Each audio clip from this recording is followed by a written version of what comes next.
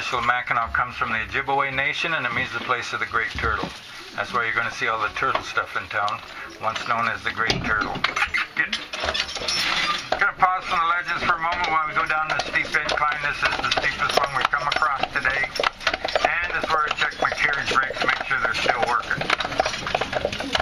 Supposed to do that before I picked you all up, but I never found that too exciting. Now, if these brakes should fail, please notice the emergency exits to the right and left. And remember, tuck and roll. You guys could hold this back easy enough. I've got a brake pedal just like you have in a car. I keep pushing down on it till that metal bar out front stands up. That's called the yoke. My chains down here are tight. Those are called tugs.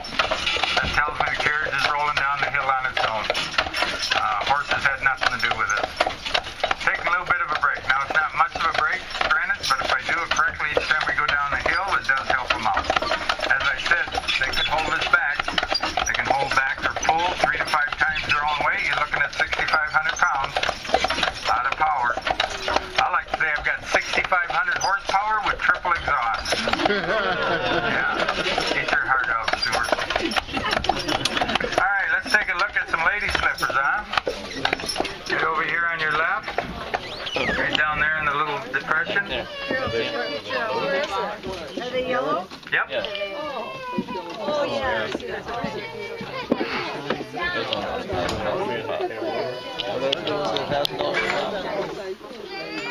I wonder if they